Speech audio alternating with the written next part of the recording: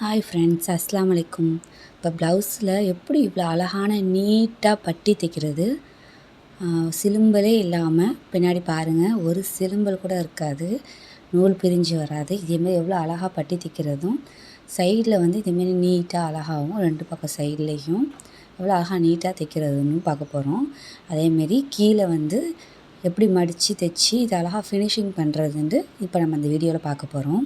இன்ஷா அல்லாஹ் வீடியோ ஃபுல்லாக பாருங்கள். நம்ம தைச்சி வச்சதை எடுத்தாச்சு. இந்த மாதிரி தைச்சி வச்சுருக்கோம், டாட் பிடிச்சி வச்சுருக்கோம். இப்போ இதில் வந்து புடவை மெயின் கிளாத்தில் வந்து அதே அளவு பட்டி நம்ம இந்த அளவு போட்டு அப்படியே கட் பண்ணி வச்சுருக்கோம். அப்படியே துணியில் அதை அப்படியே போட்டு வரைஞ்சி எடுத்துக்க வேண்டியது தான். அப்படியே போட்டு கட் பண்ணி எடுத்துருக்கோம். இப்போ இதேமாரியே லைனிங்கையும் நம்ம கட் பண்ணி எடுத்து வச்சுருக்கோம். ரெண்டுமே எடுத்து வச்சாச்சு. இப்போ எப்படி தைக்கிறதுன்னு பார்ப்போம். இப்போ வந்து இந்த மாதிரி ப்ளவுஸ் டாட் பிடிச்சதை வச்சுக்கிட்டு அந்த இதை வந்து மேலே வச்சுக்க போகிறோம். இது எது நல்ல பக்கம் கெட்ட பக்கம்னு பார்த்து குறிச்சிக்கோங்க. நல்ல பக்கம் அந்த ப்ளவுஸ் டாட் பிடிச்சோம்ல, அந்த நல்ல பக்கம் இந்த நல்ல பக்கம் பார்க்குற மாதிரி வச்சுக்கிட்டு இந்த லைனிங்கை அடியில் வச்சுருங்க. கீழே வச்சுட்டு நடுப்புற டாட் பிடிச்சதை வச்சுட்டு மேலே வந்து அந்த புடவையோட கிளாத்தில் வெட்டின பட்டியை வைங்க. வச்சு இந்த மாதிரி பிடிச்சிக்கிட்டு அப்படியே ஒரு அழகான வளைவு ஷேப்பில் அதை தைக்க போகிறோம். அதை அப்படியே பிடிச்சிக்கிட்டு கீழேயும் நேராக இருக்கான்னு பார்த்துக்கோங்க. அந்த கீழேயும் நேராக அப்படியே பிடிச்சி பாருங்கள், நேராக இருக்கணும். இது அழகாக வளைவாக தைச்சி எடுத்துக்க போகிறோம். இந்த பக்கம் மட்டும் வளைவாக கொண்டு வாங்க.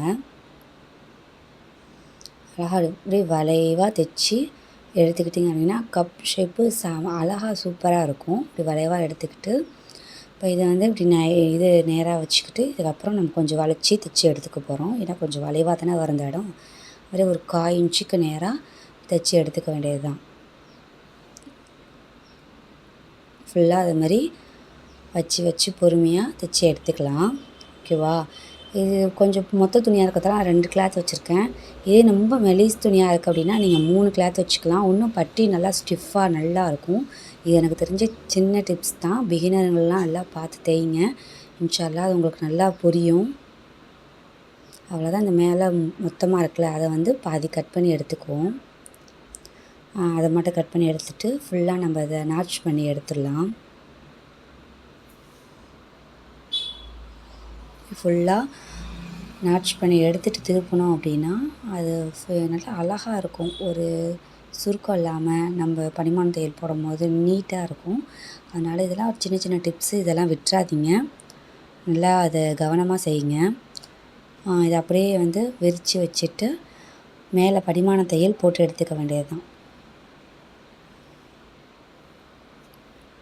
இது மேலே அழகாக படிமான தையல் போட போகிறோம்.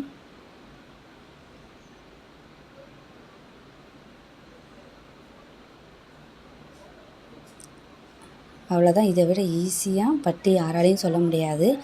பட்டி வெட்டுறதும் பெரிய கஷ்டம் கிடையாது. ஓகேவா? இப்போ இதே மாதிரி படிமான தையல் போட்டு ஃபுல்லாக தைச்சி எடுத்துக்க வேண்டியது தான். அவ்வளோதான். எவ்வளோ நீட்டாக இருக்குது பாருங்கள். நாட்ச் பண்ணி வெட்டி திருப்பினதால் அந்த இடம் அப்படியே நல்லா வந்திருக்கு. கப் ஷேப்பும் நல்லா வந்திருக்கு. நீங்களே பாருங்கள் அந்த வளைவுலாம் எப்படி வந்திருக்கு அப்படின்ட்டு. இப்போ வந்து என்ன பண்ண போகிறோம், பின் சைட்லாம் பாருங்கள்.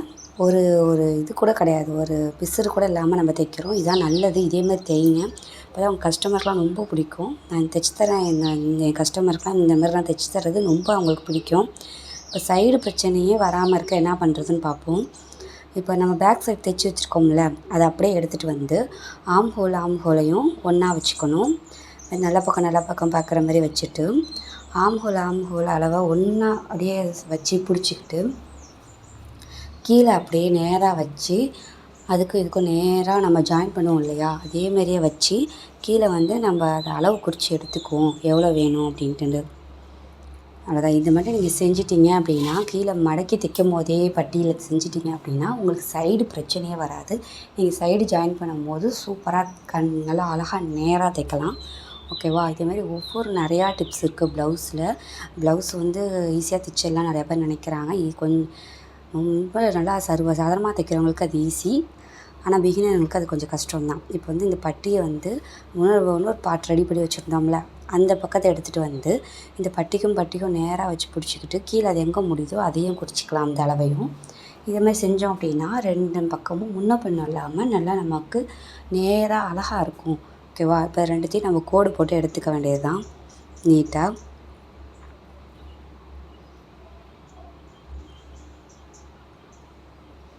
வந்து நம்ம மடக்கி தைக்க போகிறோம். இப்போ நம்ம கோடு போட்டு எடுத்தோம்ல, அதை நம்ம அப்படியே மடக்கி தைக்க போகிறோம்.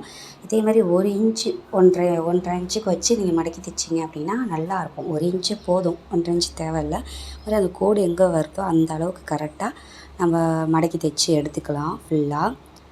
இந்த மாதிரி சின்ன சின்ன டிப்ஸை நீங்கள் நல்லா கூர்ந்து உணர்ந்து பார்த்து தைச்சிங்க அப்படின்னா நாளைக்கு உங்களுக்கு ப்ளவுஸில் நீங்களும் பெரிய ப்ளவுஸ் தைக்கிறதுலே பெரிய ஆளாக நீங்கள் ஆகலாம். உண்மையாக சொல்கிறேன். நான் இப்போ சர்வசாதாரணமாக தைக்கிறேன். முன்னாடிலாம் ப்ளவுஸ் தைக்க பயந்தேன் ஒரு 2 வருஷத்துக்கு முன்னாடிலாம். இப்போலாம் நான் சூப்பராக ப்ளவுஸ் தைக்கிறேன். ரமலான் மாதத்துலலாம் எனக்கு வந்து ஒரு 200 300 ப்ளவுஸ் மேலே வந்துருந்துச்சு.